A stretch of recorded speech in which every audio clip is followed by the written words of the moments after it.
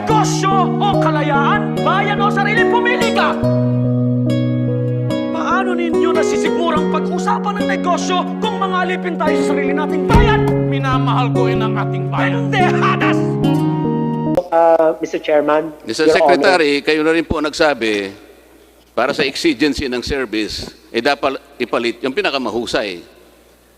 Pinakulong nga po namin yan dahil na contempt eh.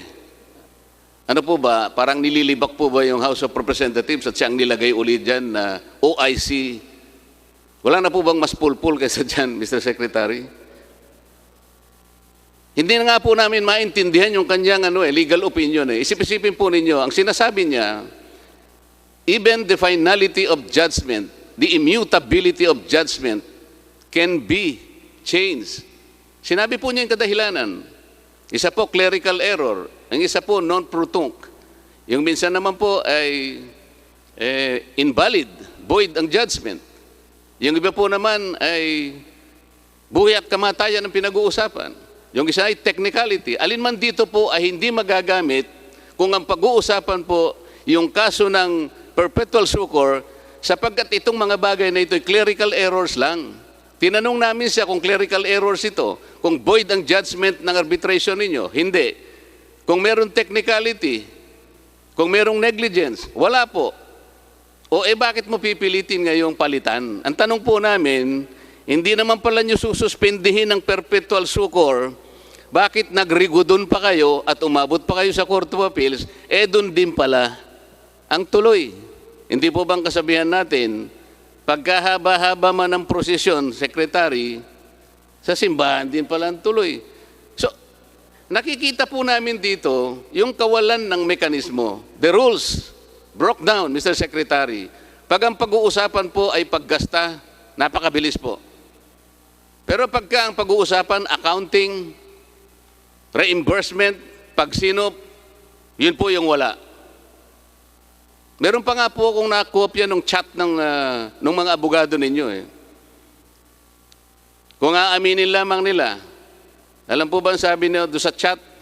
Nag-chat-chat si Atty. Del Rosario, merong Atty. Bandurio, merong isa pang, basta tatlo sila, Mr. Secretary. Hindi lang daw kami pwedeng idemanda, pero mali daw yung basihan ni Congressman Barsaga.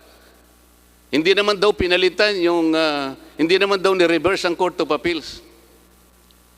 Mr. Secretary, hindi natin pinag-uusapan ng reversal. Ang pinag-uusapan natin, yung pagpapalit ninyo ng desisyon sa kabila ng napatunayan na nga na ito'y nakagawa ng pagkakasala, bakit pa ninyo in-uphold at bakit pa ninyo pinayagang pumunta sa Court of Appeals? Di dapat sinuspindi nyo na lang. Total, suspension eh. Ang ginawa ninyo, pinalitan ninyo yung suspension. Yun po yung issue. Kaya ang sinasabi ni Atty. Pucallan at ang inyong magagaling na mga abogado, pwedeng palitan. Doon po sumasabit ang mga regulation, Mr. Secretary. Yung po pwede. Yung case-to-case basis. Doon papasok yung discretion. Doon papasok ang corruption, Mr. Secretary. Kaya hindi po malinaw, hindi po istrikto ang pagpapatupad. Yun lamang po ang aming observation, Mr. Secretary. Ito, Mr. Secretary, paano natin madideter, paano natin matatakot ang mga healthcare institutions na gumawa ng sarit-saring napakaraming mga paglabag kung patatawarin naman pala natin sila? Ano po ba ang pinakabatayan po kung Your bakit Honor, po ang...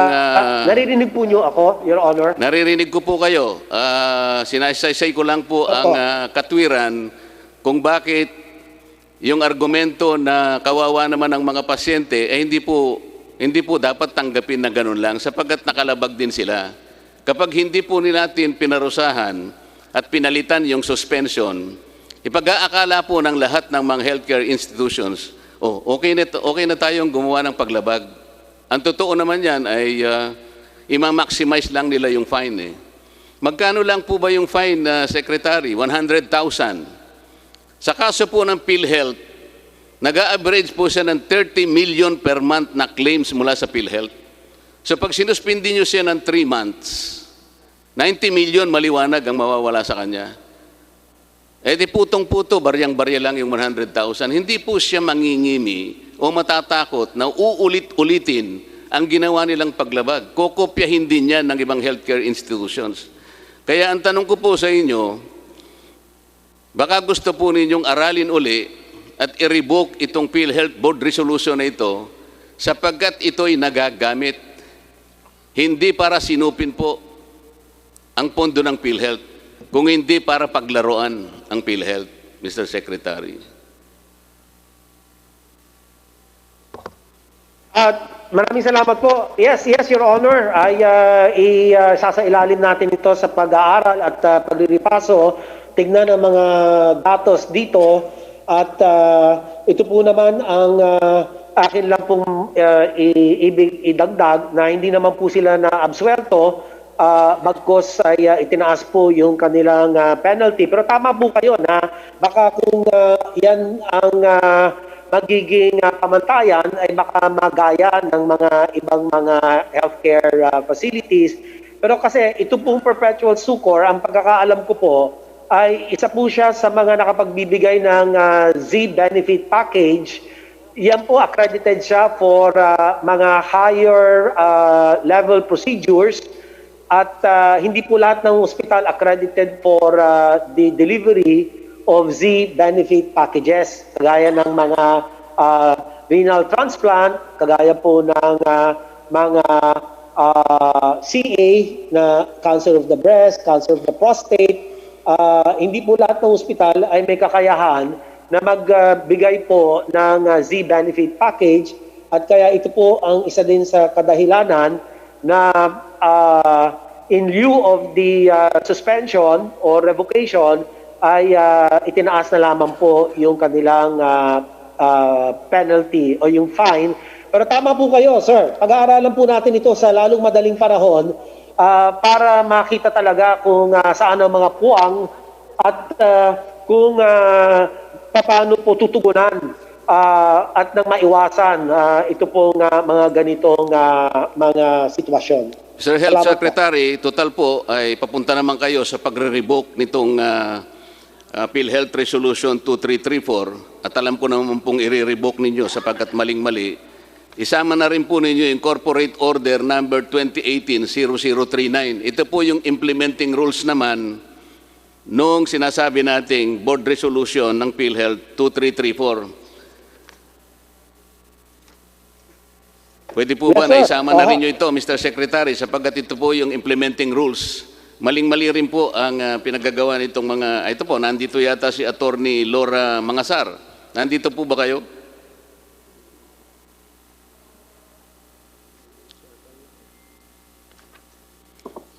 Hindi po kasi magiging mabuti, Mr. Secretary.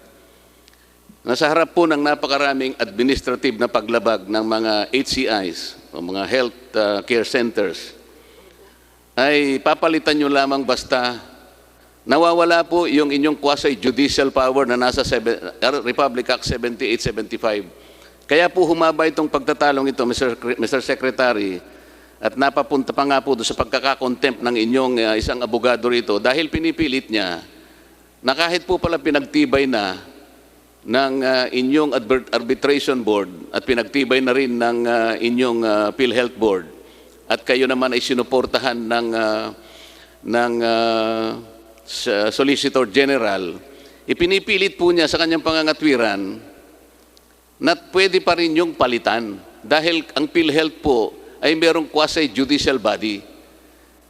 Kaya po siya napilitang i-contempt namin sapagkat kung ano-ano po yung pinagsasasabi niya eh. Kahit basahin po ninyo yung Republic Act 7875, yung quasi-judicial power ninyo, hindi po saklaw. Napapalitan ninyo mismo ang sarili ninyong desisyon, lalong-lalo na kung ito'y pinagtibay na ng korte. Ngayon, nung tinanong po siya, kung titindigan pa niya yung sinasabi niya, malupit po ang kanyang sagot. I stand by my opinion. Kasi po gumawa siya ng opinion eh. Gumawa siyang legal opinion, Mr. Secretary, 1 year after the promulgation of PhilHealth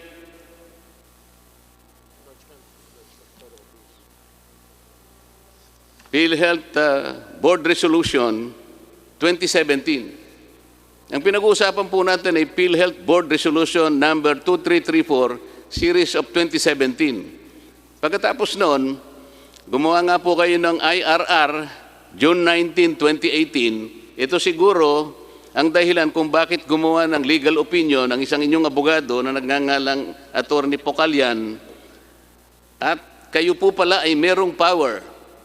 Ito po yung salita niya. It is covered by the minutes. Because of the quasi-judicial power of PhilHealth, kayo po pala ay po pwedeng palitan ng inyong desisyon kahit na ito'y pinagtibay na ng korte. Napakalaki po ng implication noon. At yan daw po namang opinion niya, ipinagtibay pa po ng opinion ng Office of the Government Corporate Counsel. Kung ganito po yung mga abogado ninyo, Mr. Secretary, palagay ko mawawala kayo sa hulog. Kanya po pala, napakarami ninyong pagdidesisyon na hindi po tumatama. Ang totoo po niyan, ewan ko kung totoo lang, nandito siguro yung mga iba, bago po ma-appoint yung bagong PhilHealth President, yung natitirang ex-ecom po ninyo, imbestigahan po ninyo, Mr. Secretary, mukhang nag-uusap-usap sila, and the ex-ecom was presided by Mr. yung COO, Arnel De Jesus. Arnel De Jesus, na ngayon ay hindi makapunta rito sapagkat napakarami raw niyang dinaramdam. Pero he presided an ex-ecom meeting installing Attorney Pocalian as the OIC, Senior Vice President for Legal. Di ko po malaman kung totoo yan.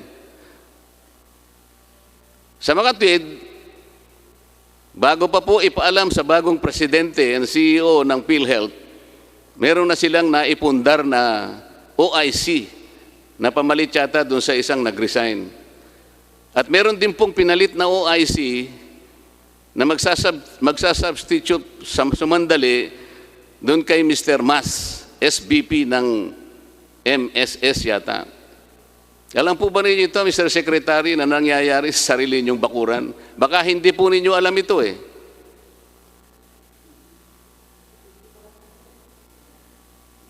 Salamat po. Yung pong pagtatalaga nito mga OIC, ang layunin lang po, ang aking pong pagkakaintindi, ay para hindi po matigil ang day-to-day operations kasi maapektuhan po ang delivery of services.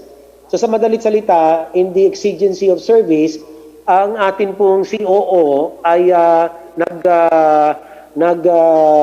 nagkaroon po ng recommendation subject to board approval kung sino po yung mga OIC. Pero yan naman po ay pwede rin baguhin yan kapag mas malinaw na merong mga ibang tao pa na mas may kakayahan para po maipwesto at gawin yung pinakamahusay